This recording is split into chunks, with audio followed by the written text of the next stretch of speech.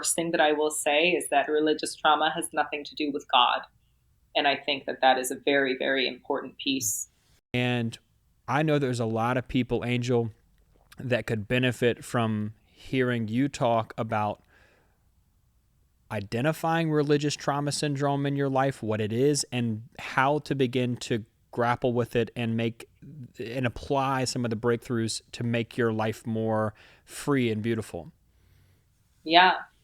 Um, I think this topic is very, very nuanced. The first thing that I will say is that religious trauma has nothing to do with God.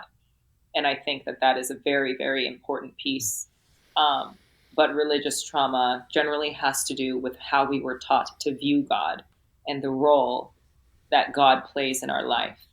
Um, and so the premise of religious trauma is that you are inherently wrong and the world is wrong. And that's why God had to send, his son in the Christian tradition, or had to send a prophet in other religions, to show you how you are wrong and how the world is wrong. And you are immediately, I'm just going to stay with the Christian vein because that's how I was raised, you are immediately indebted to this God. Like as soon as And you come into the world and into this like shitty, terrible world, you're and like terrible.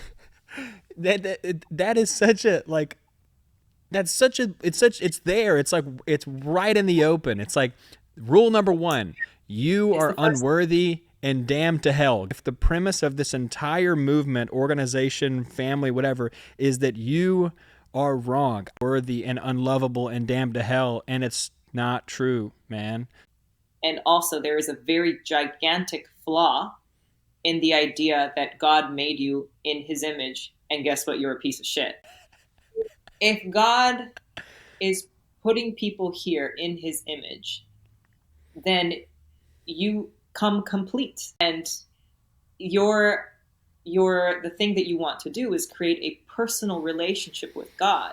The thing that you don't want to do is to think of God as other and outside of yourself and under the control of something else, and as someone that will punish you and attack you. If you remind people that, like, if you're made in the image of God, that means there's a little bit of her inside of you. You have come with everything that you need, and all you have to do is bring yourself to life. You are the source to God. That's it.